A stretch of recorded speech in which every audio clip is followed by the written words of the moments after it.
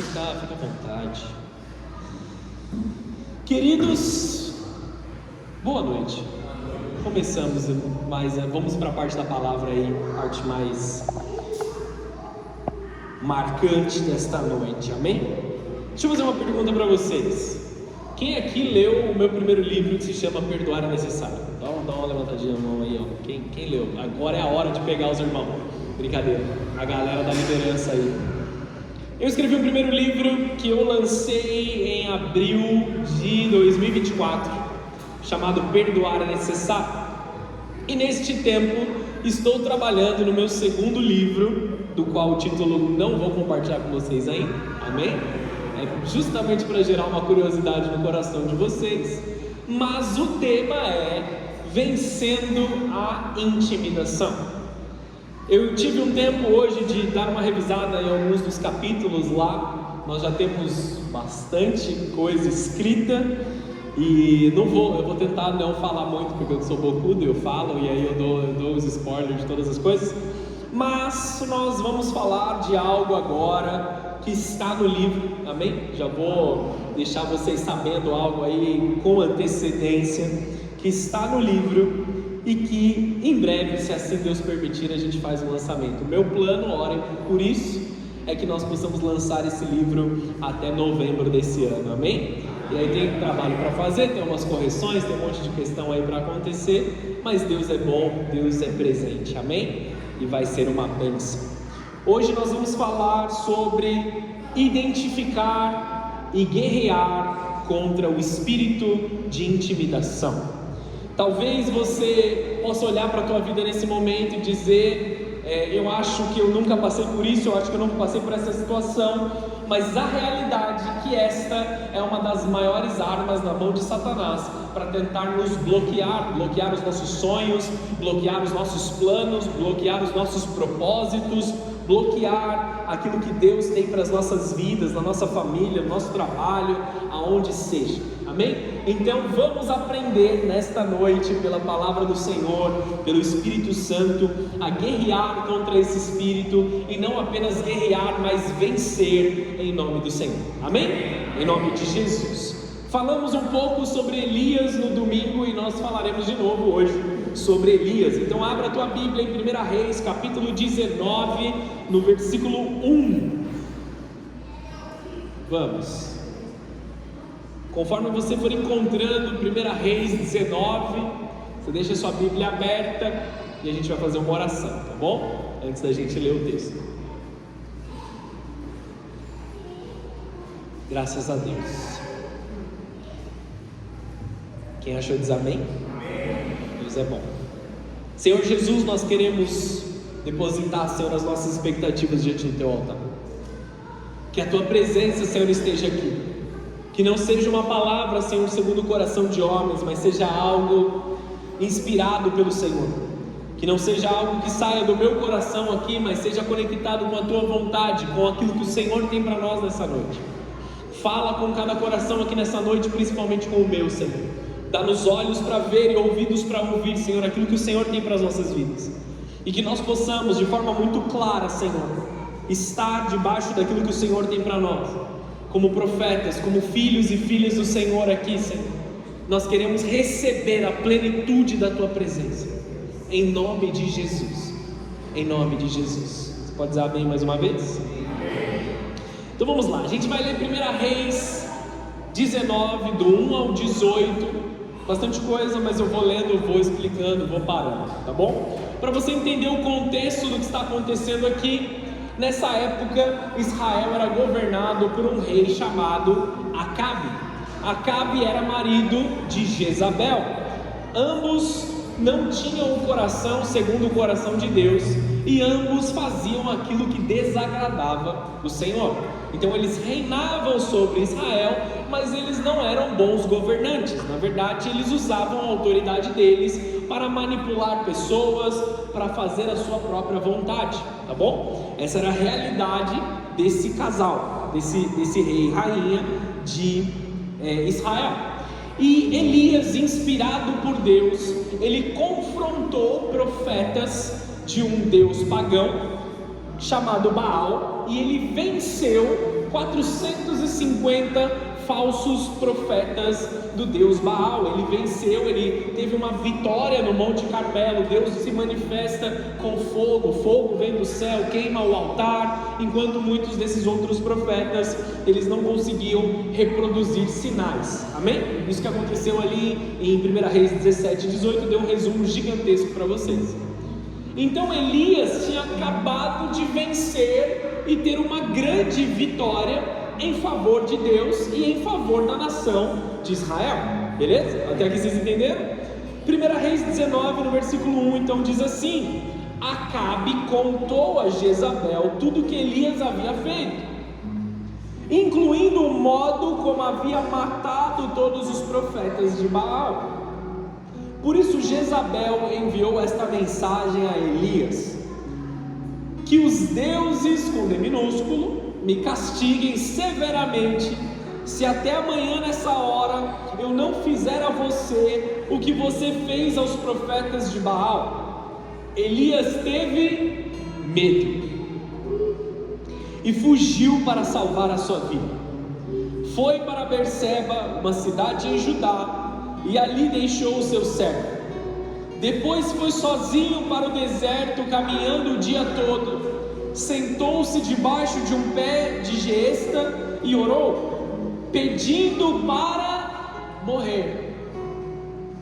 Já basta, Senhor, disse ele, tira minha vida, pois não sou melhor que os meus antepassados que já morreram. Então ele se deitou debaixo do pé de giesta e dormiu. Enquanto dormia, um anjo tocou e disse: levante-se e coma. Só pausa aí, segura aí sua Bíblia aberta. Pensa comigo.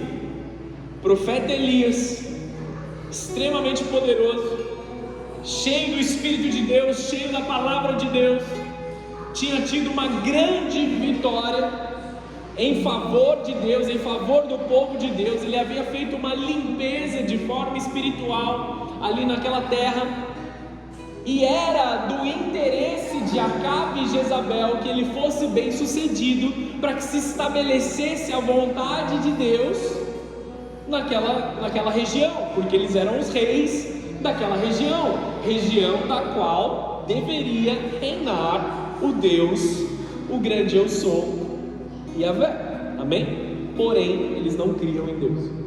Então, ao invés de se alegrarem com o que estava acontecendo, eles passaram a ameaçar Elias, mais especificamente Jezabel, porque Acabe, mulheres, tampem os seus ouvidos nesse momento, homens, prestem atenção no que eu vou dizer, Acabe era um banana. Amém, amados? Mulheres não ouviram nada aqui, uma ministração para os homens.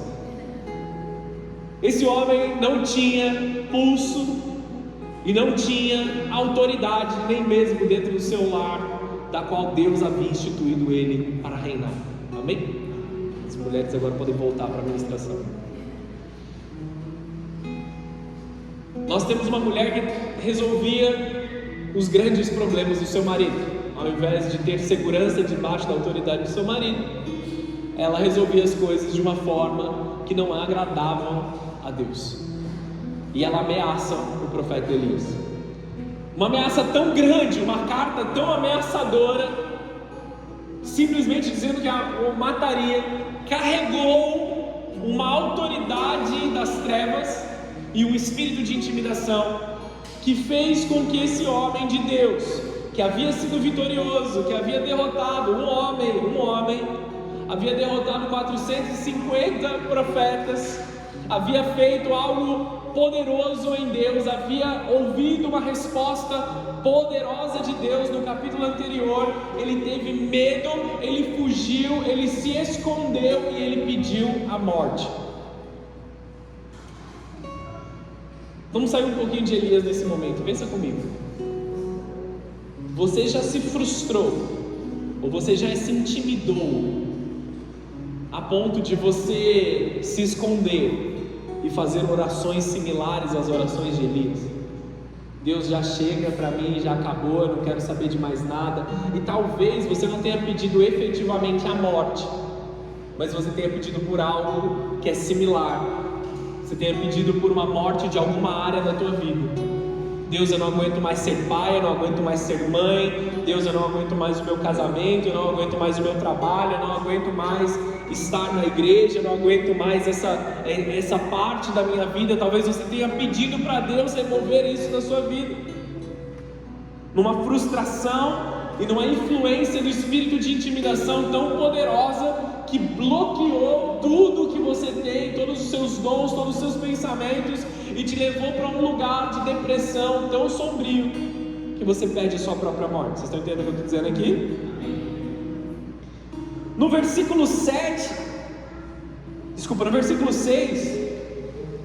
Elias olhou ao redor e viu perto da sua cabeça um pão assado sobre pedras quentes e um jarro de água.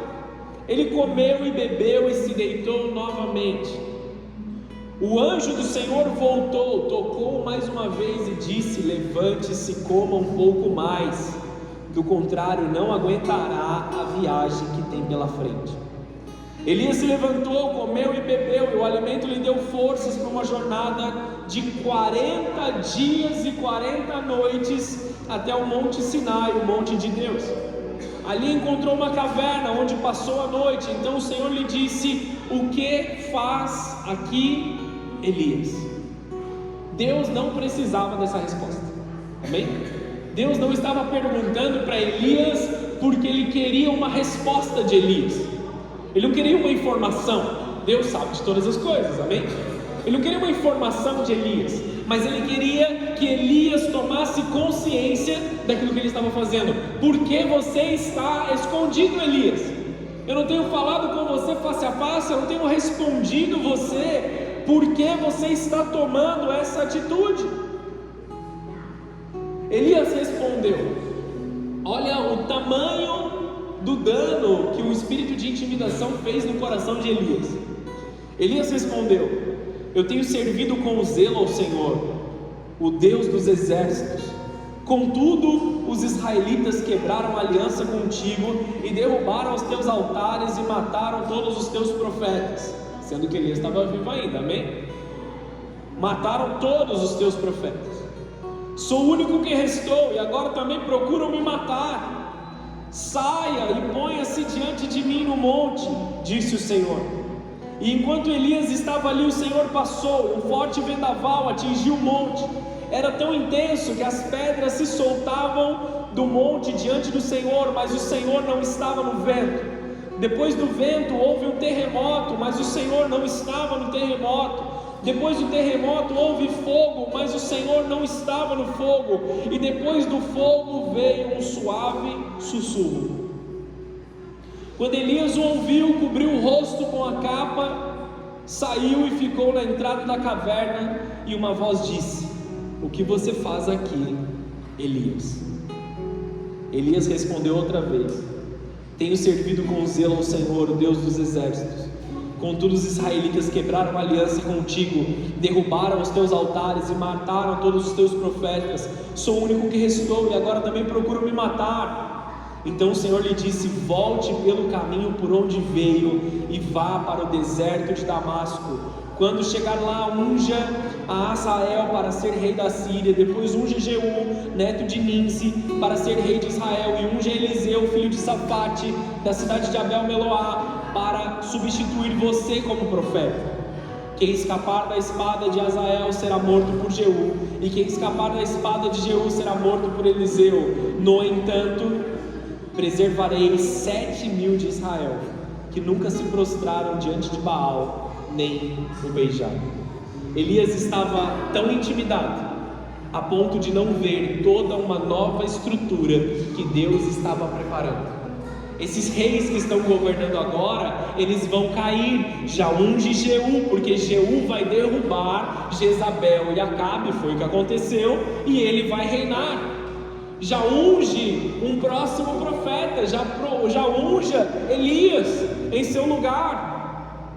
Eliseu em seu lugar, em lugar de Elias. Já prepare uma nova geração, porque eu ainda tenho mais 7.000 que não se prostraram. Você não é o único, você não está sozinho, não está acabado o meu propósito. É isso que Deus está dizendo. sobre a tua vida. Você não é um filho que está sozinho, guerreando sozinho. Você não foi abandonado. Deus continua olhando para você, mesmo numa caverna escura, mesmo amedrontado, mesmo escondido. Deus ainda tem um propósito para a tua vida. Deus ainda tem uma família que te sustenta. Deus ainda tem uma rede de apoio, tanto familiar como eclesiástica, para te ajudar, para te ensinar, para te suportar. E Ele olha para você dentro da caverna, no meio de uma brisa suave. Elias, o que você está fazendo nessa caverna? Ele conta uma história de frustração, mas Deus, Ele não se contenta com essa resposta de frustração. É como se Deus escutasse o que Elias está dizendo, mas entra por um ouvido e sai pelo outro, porque Deus tem algo melhor. Você já se viu reclamando diante da presença de Deus? E parece que Deus não responde? Eu já fiz isso algumas vezes, mais de uma vez. Você ora, chora, reclama. Deus me responde, eu quero uma resposta. E muitas vezes nós queremos a manifestação, nós queremos o terremoto, nós queremos o fogo, nós queremos que as coisas se manifestem de forma poderosa ali, mas numa brisa suave, Deus olha para nós e fala assim: o que você está fazendo aí? Se eu tenho uma coisa diferente para você. Não era nem para você estar dentro da caverna, Elias. Vocês estão entendendo o que eu estou dizendo aqui? Volta do caminho da onde você veio. Volta da onde você veio. Deus nos deu um espírito diferente do espírito que te moveu até a caverna. Deus não quer que os seus filhos e suas filhas, principalmente você que está aqui nessa noite, viva intimidado. Deus quer agora denunciar e derrubar o espírito de intimidação que tenta agir contra você, contra a sua casa e contra a sua família. Não se trata de temer o inimigo, mas de discernir esse espírito. Eu quero falar um pouco com você sobre esse espírito de intimidação. Não é de hoje, não é desta geração que pessoas poderosas usam o seu poder para manipular outras pessoas. Amém? Nós vemos esse texto e muito aconteceu antes da época de Acabe e de Jezabel. Usando da sua influência, usando do seu poder para manipular as pessoas, para tocar na fraqueza das pessoas e levar essas pessoas a fazer aquilo que abençoa ou, na verdade, traz prazer ou finanças em favor desses poderosos. E queridos, todo tipo de manipulação e todo tipo de intimidação não é de acordo com a vontade de Deus. Jesus nunca nos manipulou. O Espírito de Deus nunca nos intimida. O próprio Senhor Jesus revela na palavra dele, quanto às cartas de Paulo, que é pela graça que nós nos constrangemos a entender o amor de Deus, não pelo medo da punição, não pelo medo daquilo que pode acontecer contra nós. Se você fizer isso, você vai morrer. Se você fizer isso, você vai perder o seu emprego. Não é assim que Deus trabalha conosco. Às vezes nós colhemos coisas erradas que nós plantamos, amém? Acontece, mas aí foi uma escolha nossa. Nós plantamos. Mas as ameaças não vêm do Senhor, mas a misericórdia vem do Senhor. Nós vemos Ele numa brisa suave, chamando Elias de volta. E olha o cuidado que Deus tem com Elias. A primeira coisa que Deus faz com Elias não é puxar a orelha dele debaixo daquela árvore.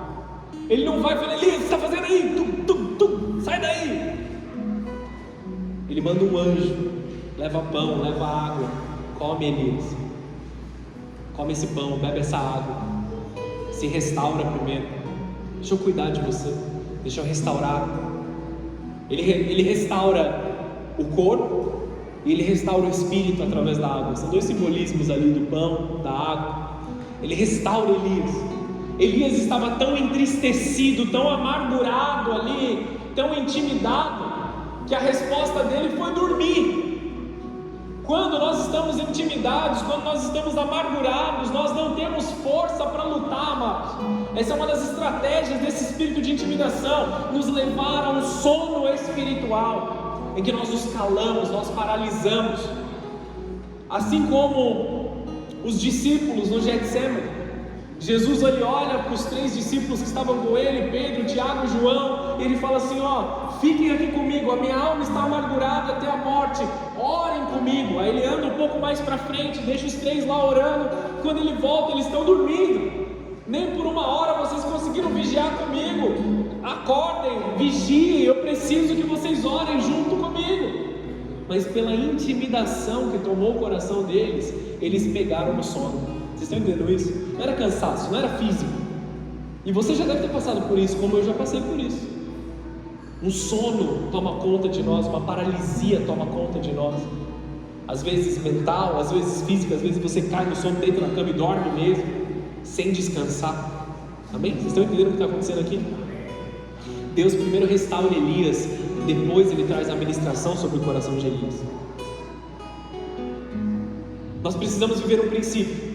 Nós não podemos vencer aquilo que nós não compreendemos. Existe uma diferença entre recuar instintivamente e avançar com compreensão do inimigo que nós estamos atacando. Existe um espírito operando para frear o seu propósito, silenciar a sua voz e encolher a sua identidade. Mas nenhuma das artimanhas do espírito de intimidação pode continuar na tua vida. Não confunda intimidação com timidez. Algumas pessoas são banhadas na timidez. Amém? Eu não sou uma dessas pessoas. Eu já tentei ser mais comedido, eu já tentei ser mais comportado, mas desde que Deus me criou, eu sou barulhento. Amém? Essa é uma realidade. Quem me conhece sabe que eu sou dessa forma. Timidez, por um lado, é um traço de personalidade, tá bom? Não confunda com covardia, tá bom? É outra coisa.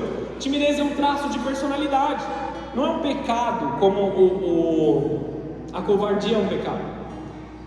Ele não impede o seu chamado. Muitos dos homens de Deus na Bíblia, eles originalmente eram tímidos e Deus os usou da mesma forma. Agora, a intimidação não é algo que vem do teu temperamento. Você não foi criado intimidado, foi algo que foi aplicado sobre a sua vida posteriormente. Ele é espiritual e é um engano que atua na tua vida. Deixa eu te dar algumas características do espírito de intimidação. Assim como o Espírito Santo atuando em nós, que tem uma presença. Por exemplo, nós estávamos aqui na adoração, amém? E você sentiu a presença do Espírito Santo aqui. Você sente uma presença, uma alegria, uma paz quando o Senhor entra no lugar. Esse é o Espírito de Deus. O Espírito de Deus tem uma presença, amém? Assim também o espírito de intimidação, ele tem uma presença. Você consegue sentir a presença do espírito de intimidação em certos ambientes. Você já entrou talvez numa sala de trabalho, numa sala de reunião, em um ambiente familiar, às vezes, banhado do espírito de intimidação, e o ambiente estava pesado, era uma opressão invisível, onde ninguém queria falar, ninguém queria abrir a boca, as pessoas estavam ao redor da mesa, mas todos calados, talvez pela presença de alguém, ou talvez por algum pecado que havia sido cometido, ou alguma situação que estava bloqueando ali. Ele pode ser sentido. Ele é sentido através de um nó na garganta, um embrulho no estômago, uma sensação ruim ali de que algo vai acontecer. Ele pode também ser transferido através de relacionamentos. Conhece aquelas pessoas que são filho de pai amedrontado? Tem medo de tudo, de todos, de todas as coisas acontecerem, se movem pelo medo o tempo inteiro. Ah, vamos fazer tal coisa. Ah, mas e se isso, aquilo, isso, aquilo, isso, aquilo. E aí você começa a ter uma transferência do espírito de medo. Você nem estava com medo antes, agora você está com medo. Você nem estava intimidado antes, mas agora o medo veio sobre a tua vida, porque aquelas pessoas transferiram algo sobre você. Você está entendendo? Tome cuidado quando você está ao redor das pessoas que você ama, de não transferir a sua intimidação para as outras pessoas, de não bloquear propósitos e chamados por aquilo que são as suas limitações particulares, ou que Satanás fez você acreditar que eram suas limitações. Amém? E quando o espírito de intimidação toma os nossos corações, ele passa a manipular as nossas decisões. E é aí onde nós temos um problema, porque as nossas decisões não são mais baseadas nem naquilo que nós queremos fazer, nem na palavra de Deus, mas no medo de algo acontecer contra as nossas vidas. Medo do qual é uma situação que nem existe ao nosso redor. A maior parte, segundo a psicologia, 80% dos nossos medos, eles nem chegam a se concretizar.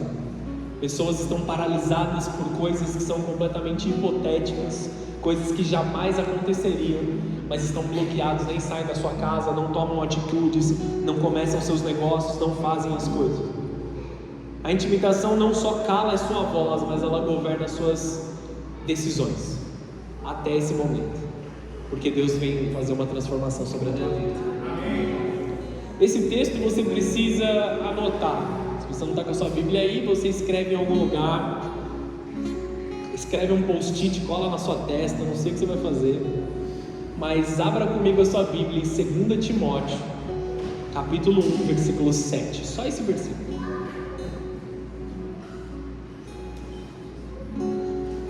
Um dos meus versículos favoritos. Várias são as revelações que Deus me deu em cima desse texto, e Deus tem usado isso como um guia ali para eu colocar muito ensinamento nesse novo livro que eu estou escrevendo. Olha o que o texto diz sobre a tua vida. Porque Deus não nos deu um espírito de covardia, mas de poder, de amor e de equilíbrio. Você não recebeu um espírito de covardia para se mover pelo medo. Você não recebeu um espírito de intimidação para que você ficasse bloqueado, mas você recebeu de Deus poder para executar os seus propósitos e os seus sonhos. Você recebeu de Deus amor para transferir para o teu próximo, e você recebeu equilíbrio, que em outras palavras também pode dizer uma mentalidade sã, um domínio próprio, um cuidado sobre a sua própria forma de pensar. Você tem, através do Espírito de Deus, discernimento e sanidade de mente. Quando nós estamos em Deus, nós estamos trabalhando em plenas faculdades mentais e físicas. Deixa eu te dar um exemplo. Muitas vezes no mundo, nós estamos bloqueados pelos nossos erros. No mundo, as pessoas têm o costume de beber, de usar drogas, de ir para as baladas, assistir as coisas que não deveriam assistir, de usar de pornografia, buscar sexo de uma forma que não deveriam buscar, e a sua mente fica conturbada de coisas erradas que guiam as suas decisões. Amém ou não? Amém. Isso é comum no mundo. Mas nós fomos libertos dessas coisas, nós não temos necessidade de atuar nessas coisas, nós não precisamos disso. E agora nós temos plenitude das nossas faculdades mentais. Aquilo que nos atrasava e não nos deixava capazes de executar certas coisas, agora nos permite algo muito mais poderoso. Então talvez nós nos comparamos com pessoas do mundo que alcançaram grandes coisas. Se essas pessoas, com todos os seus vícios e todas as suas dificuldades, alcançaram isso, quanto mais um filho de Deus, que tem autoridade no poder de Deus, não pode alcançar. Por que não nós sonhamos? Por que não nós executamos? Por que nós não chegamos a lugares que Deus nos deu para chegarmos? Se nós recebemos a inteligência e a capacidade de Deus dentro de nós. De fato, amados, nós temos que ser o povo mais alegre da terra, mas também o povo mais inteligente da terra, e também o povo, de uma certa forma, não confunda as coisas, mais produtivo da terra, porque nós temos a capacidade de Deus em nós de executar as coisas corretas. Então aqui ou não? A produtividade não mede a nossa santidade, amém? Não confunda uma coisa com a outra. Então vamos lá. A palavra aqui, covardia, é delia, é um estado de submissão ao medo. ela não vem de Deus. O que Deus nos dá: poder, amor e equilíbrio, mente sã. É uma intimidação que paralisa a ação, ela esfria o amor e ela confunde a mente, mas nós não temos isso. Adão, quando pecou lá no jardim, ele se esconde de Deus, ele se envergonha, ele se intimida. O pecado em si, ele faz com que a intimidação venha para o coração do homem. Então até um certo momento ele se encontrava com Deus no nascer e no pôr do sol, na viração do dia, ele se encontrava com Deus, ele tinha prazer de se encontrar com Deus, e aí na viração do dia, porque ele havia pecado, porque ele estava envergonhado, ele se esconde de Deus. A intimidação tocou o coração dele. Antes ele vivia em transparência, sem vergonha.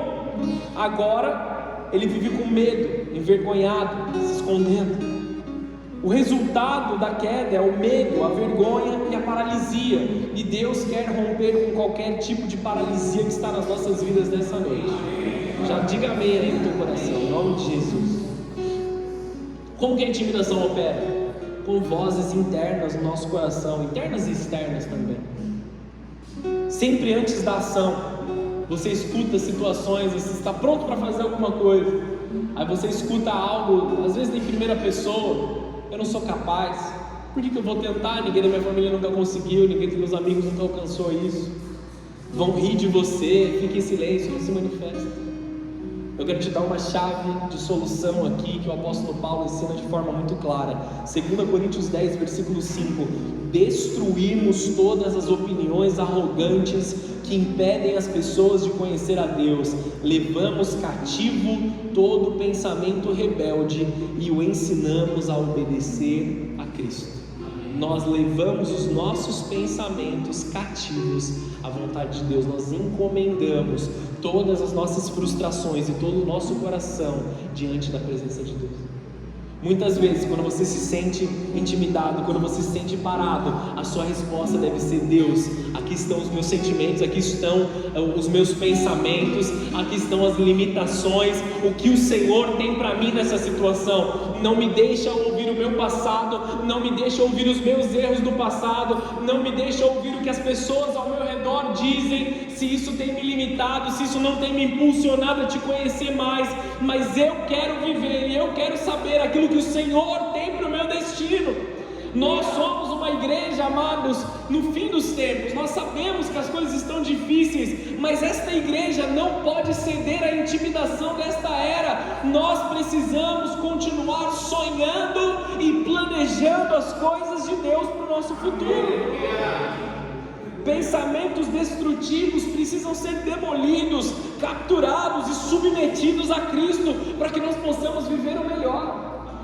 O espírito de manipulação, de intimidação, ele vai necessariamente tentar te parar todos os dias. Nós estamos constantemente em guerra. Como tem estado a sua mente diante de Deus?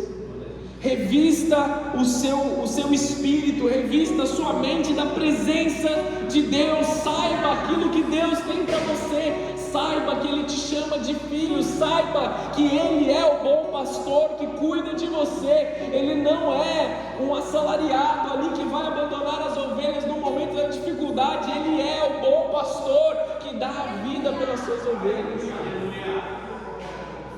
O que Jesus disse? O ladrão vem para roubar, matar e destruir, não é? João 10:10. O ladrão veio para roubar, matar e destruir. Essa é a autoridade do ladrão, é isso que o ladrão quer. Todo aquele que não é o bom pastor, ele está agindo no espírito do ladrão, que é o espírito da intimidação. Mas eu vim, Jesus dizendo, eu vim para que tenham vida e a tenham em abundância. Não é metade. Não é metade do sonho, não é metade do propósito, não é metade do chamado, não é metade da família, não é metade do que aquilo pode prover sobre a tua vida, não é metade de prazer, não é um pouquinho, mas é a plenitude daquilo que Deus tem para você. Vida e vida em abundância.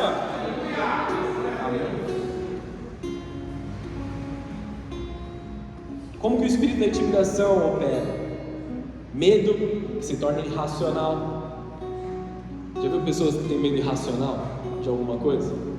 Eu tenho um amigo que ele tem medo de rã, sapos. Não vou contar quem é, amém? E aí outro dia apareceu um sapo lá em casa. Eu tirei uma foto, mandei para esse meu amigo, e eu falei: aqui está o Claudinho, batizei no teu nome. Ficou bravo comigo, acredita? É um medo irracional, uma fobia irracional. E apesar de ser uma brincadeira, me perdoa por isso, muitas das pessoas estão vivendo em medo irracional de algumas coisas. Nós estamos vivendo medos irracionais de certas situações. Nós temos um certo pavor de coisas que foram planejadas para nos abençoar, de coisas que foram planejadas para derramar graça sobre a nossa casa, sobre a nossa família. Então Deus me trouxe aqui nessa noite para te encorajar a tomar esse passo que você está se sentindo amedrontado de tomar, a seguir adiante com esse propósito que você tem adiado, a seguir adiante com esse sonho, com esse plano que você tem dito: quando eu tiver dinheiro, quando eu tiver mais tempo, quando eu tiver um pouco mais maduro, quando eu aprender um pouco mais, quando eu estudar um pouco mais. E você vai só barrigando, entendeu? Barrigando. Você vai só barrigando a situação para frente, empurrando com a barriga aos poucos, e nunca acontece. Passa 1 ano, 2 anos, 3 anos, 10 anos, 20 anos, e você nunca cumpriu o propósito. Aí você aceita o pouco que você tem, mas não é isso que Deus tem para você. Deus não te deu um espírito de covardia. Deus não te fez para viver envergonhado. Deus não te fez para viver uma vida de culpa crônica. Ele já nos perdoou, Ele já nos libertou, Ele já nos transformou. Ele não nos deu insegurança, Ele não espera de nós que vivamos isolados. Ele quer trazer Elias de volta dessa caverna. Tem ainda 7.000 homens que não se dobraram. Tem um exército ao seu redor, tem muitas pessoas que vão te ajudar a voltar deste lugar. Talvez você seja uma das pessoas que se frustraram com algo, você tenha sido machucado, pessoas tentaram te manipular, pessoas tentaram te diminuir, pessoas te machucaram. Você tem motivo legítimo para dizer: eu sofri e eu fui machucado. Não estou diminuindo a sua dor, pelo contrário, estou dizendo que aconteceu mesmo. Mas você não precisa viver na ofensa.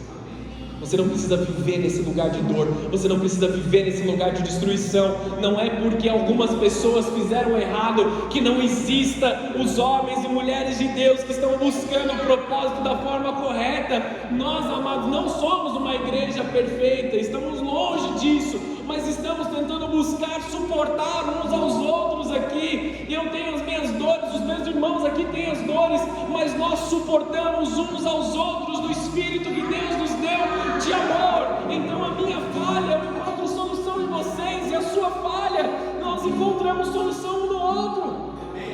Olha quantas pessoas estão aqui ao teu redor que talvez tenham se machucado também, mas estão buscando a presença de Deus para saírem desse lugar de ofensa, saírem desse lugar de intimidação e viverem a plenitude de Deus, vida e vida em abundância. A resposta de Deus para Elias foi descanso. Desculpa.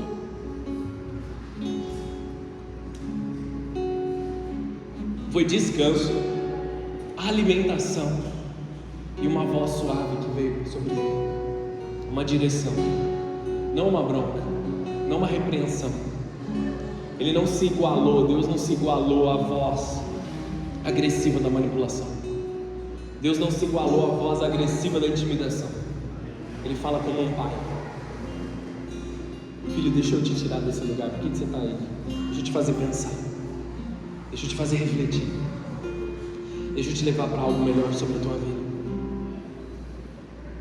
A intimidação gera uma neblina espiritual ao nosso redor. E neblina não parece tão perigoso assim. Você ainda consegue enxergar. Você já dirigiu na neblina? Não parece tão perigoso assim. Está meio turvo, não dá para ver tão longe, mas ainda dá para ver. Não é tão perigoso assim. Mas está tirando o seu senso. Aos poucos você vai entrando mais denso na neblina, até o ponto que você não consegue enxergar mais nada ao teu redor. O que parecia inofensivo no começo, agora você não consegue enxergar nenhum palmo na sua frente. O seu propósito começa a se escurecer e você já não sabe mais qual é o propósito, você já não sabe mais para que lado você deve caminhar, as promessas se tornaram distantes, a sua vida espiritual, que antigamente era ativa, agora ela está sem sentido, ela está sem propósito. A intimidação não precisa te parar totalmente. Se ela te deixar confuso, Satanás já está ganhando na tua vida. Deus quer remover toda a confusão de mente nesse momento. Vocês lembram quão ousado e poderoso Pedro foi em Atos 2? Pedro fez uma pregação maravilhosa, 3.000 pessoas foram acrescentadas à igreja naquele mesmo dia, 3.000 pessoas foram batizadas em Atos 2, quando o Espírito desceu sobre a igreja, a pregação poderosa de Pedro, transformado, cheio do Espírito Santo. Esse foi Pedro cheio da glória de Deus, cheio do Espírito de Deus, mas ele também já esteve intimidado. No momento que prenderam Jesus, ele se encheu de medo. Marcos capítulo 14, versículo 71 diz assim: ele porém começou a praguejar e jurou: não conheço esse homem de quem vocês estão falando. Não foi um soldado, não foi o exército romano inteiro que indagou Pedro quanto a isso. Foi uma serva que estava lá, uma mulher, não diminuindo a questão de ser uma mulher, mas era apenas uma mulher, não era um exército. Não eram pessoas com armas diante dele, não eram lanças apontadas para Pedro, era uma pessoa, uma mulher que estava ali. E ela falou assim: você estava com Jesus? Não estava? Não, eu não estava, eu nem conheço esse Jesus. Em outras versões desse mesmo versículo diz que Pedro, se amaldiçoando, negou a Jesus. Ele entendia o peso do que ele estava fazendo. E aqui, queridos, nós vemos um homem poderoso em obras, poderoso em palavra, conhece a Jesus, totalmente intimidado. Nós estaremos intimidados se nós não nos enchermos do Espírito Santo. Aonde o Espírito de Deus governa, a intimidação perde o seu espaço. Que nós possamos nos encher do Espírito de Deus nesse momento, que nós possamos nos encher da glória do Senhor. Deixa eu te pastorear nesse momento. Você está adiando algo na sua vida que Deus já te pediu? Tem alguma coisa na sua vida que você sabe que você tem que fazer, que você não tem feito? Não é porque eu estou dizendo aqui para você, o Espírito Santo quer dizer isso para você. Ele está te chamando. Tudo aquilo que Deus pede para que a gente faça, caminha junto com uma graça para a gente executar. Eu sou pequeno, eu não consigo. Tá bom, mas você não vai na sua força, você vai na força dele. Você não vai na sua habilidade, você vai na habilidade de Deus. Deus, eu não consigo amar de novo. Deus, eu não consigo perdoar de novo. Deus, eu não consigo confiar de novo. Você não precisa fazer na tua força, você faz na força do seu Senhor. Deus, eu não consigo correr, Ele te dá força. Ele deu pão e água para Elias, e Elias correu por 40 dias e 40 noites. Humanamente não faz o menor sentido essa matemática, mas é espiritual, foi a força que veio de Deus sobre ele. Salmos 22, versículo 3: Deus habita no meio dos louvores. Esteja em um ambiente de adoração. Você não vai conseguir encontrar Deus em um ambiente em que o medo está presente. Como eu disse, a intimidação é um espírito, e o espírito que tem uma presença. Como você afugenta o espírito de intimidação? Trazendo um outro espírito no lugar. Através da adoração, você atrai o Espírito Santo sobre a tua vida. Talvez isso não seja novidade para ninguém, mas agora faz mais sentido como você vai guerrear. Amém? Judas capítulo 1, versículo 20: Mas vocês, amados, edifiquem uns aos outros em sua santíssima fé, orem no poder do Espírito Santo. Vou te dar uma chave aqui espiritual, amém? Orem no Espírito, orem em línguas, orem na dependência do Espírito Santo sobre a tua vida. Todo medo é afugentado. Mas eu não entendo o que eu estou falando. Exatamente, não é para entender, não é racional, é espiritual, é o seu espírito se conectando com o Espírito de Deus. É a sua mente ficando irracional, é os seus pensamentos diminuindo e o seu coração se conectando com o coração de Deus, a sua fé sendo edificada pela glória do Senhor na tua vida. Amados, eu não sei explicar, eu não sei racionalizar essas questões, mas muitos dos momentos que eu estive intimidado, muitos dos momentos que veio medo sobre mim, eu comecei a orar, eu comecei a ativar isso, e do mesmo lugar onde eu me coloquei intimidado, eu saí cheio de fé, cheio da glória de Deus, cheio da vontade de continuar buscando ao Senhor com resposta, sabendo que Ele me ama, sabendo que Ele cuida de mim, sabendo que Ele está derramando algo sobre a minha vida. Então vivam nas práticas espirituais que o Senhor Jesus tem para nós. Talvez você tenha bloqueado alguns dons na tua vida, porque o espírito de intimidação sabe o quanto você é perigoso quando esses dons estão agindo na tua vida. Você precisa ativar o Espírito Santo no teu coração. Eu não estava nem lendo, eu estava olhando para baixo para ninguém achar que era algo direto para alguém, amém? Se o espírito de intimidação tem bloqueado dons espirituais que você sabe que estão dentro de você, peça para Deus ativá-los mais uma vez. Busque ativá-los nessa noite, porque o Espírito Santo quer te preencher mais uma vez, para que nada permaneça. É mais poderoso aquele que está em nós do que aquele que está no mundo, e este é o Espírito Santo que decidiu habitar em nós.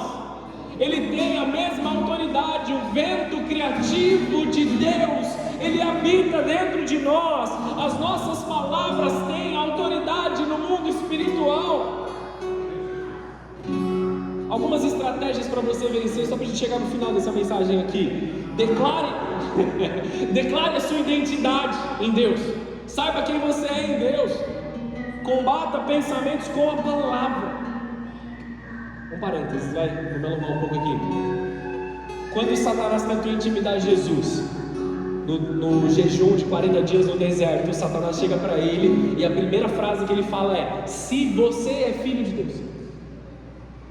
Esquece o resto que ele fez. Ele fez um monte de coisa ali, um monte de intimidação, mas ele começou intimidando a identidade de Cristo. Eu não preciso te provar que eu sou filho de Deus, eu sou filho de Deus. Então aqui eu não. Eu não preciso te provar que eu fui perdoado. Eu fui perdoado pelo meu Pai, Ele me ama. Ah, se Deus te amasse, não, Ele me ama. Ele morreu por mim. Ele me restaurou, Ele me salvou, Ele me transformou, Ele me deu um casamento, Ele me deu filhos, Ele me deu uma casa, Ele me deu um trabalho. O mesmo para vocês, amados. Ele te deu isso, Ele tem uma bênção sobre a tua vida. Olhe para isso como um presente do Senhor. Não deixe que a intimidação duvide daquilo que Deus já colocou na tua vida. Já falei, mas falo de novo: ore em línguas. Busque o dom de línguas. Exponha à luz aquilo que está dentro de você. Se existe alguma barreira, se existe alguma dificuldade, busque alguém que você confia. Busque alguém que talvez tenha caminhado um pouco mais do que você nessa caminhada da fé, e fala assim: irmão, eu tenho uma dificuldade, eu tenho uma limitação, eu preciso da sua ajuda, ora por mim. Não tem nada de errado você pedir para alguém orar por você.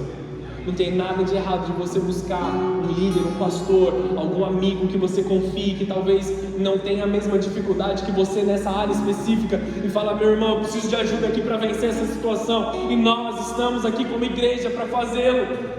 Exponha, fale da sua dificuldade. Muitas das pessoas, amados, quando nós temos um tempo de ministração: pastor, eu tenho um problema, eu tenho uma dificuldade muito grande, sentam na mesa comigo, começam a desabafar, começam a falar. De repente, essa dificuldade que era gigante para eles, fica pequenininho, e da boca deles mesmo sai a solução.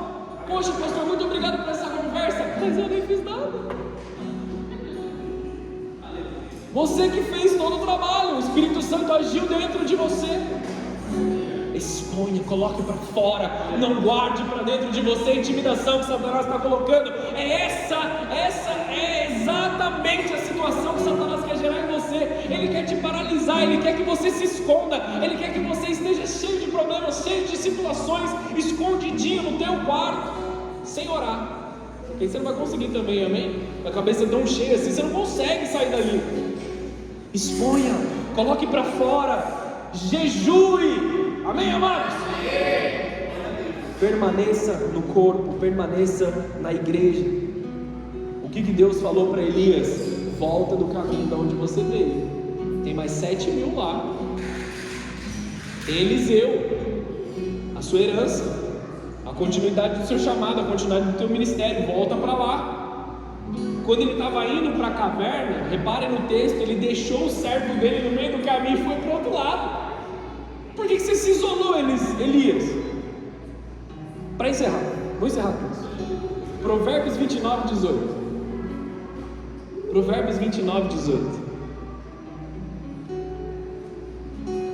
O povo que não aceita a orientação divina se corrompe, mas quem obedece à lei é feliz. Em outras versões, aquele que não tem visão perece. Se nós não temos visão, a visão de Deus para nós estamos perecendo. Com a visão de Deus em nós temos sustentação, nós temos suporte. A intimidação tenta atacar o teu futuro para paralisar o teu presente. Declare a sua visão, escreva a sua visão, escreva o teu propósito, compartilhe o teu propósito, alimente na presença de Deus aquilo que tem sobre a tua vida. Uma vez eu estava contando, falei que eu estava escrevendo meu primeiro livro, né? Estava feliz ali. Olha, pastor Henrique, não compartilhe com ninguém o que você está fazendo, vai que eles fazem algum mal contra você. Meu irmão, você não conhece meu pai, cara. Você não conhece o meu Deus que me deu esse propósito. Se você conhecesse o meu Deus, você jamais ia dizer algo como esse. O propósito é dele, o plano é dele. Eu só estou sendo a mão que está colocando em ordem aquilo que o Senhor pediu para eu fazer. A vontade de Deus vai ser executada, amém, amados? A vontade do Senhor vai ser executada. A vontade de Deus é soberana. O mundo não pode nos intimidar, o mundo não pode nos parar. Deus não nos deu um espírito de covardia, mas um espírito de poder, de amor e de domínio próprio. Feche os teus olhos, abaixa a sua cabeça. Naquele momento Deus não acusa Elias, ele pergunta para Elias. Deus não abandona Elias ali como se ele fosse inútil. Deus vai e resgata Elias na sua plenitude.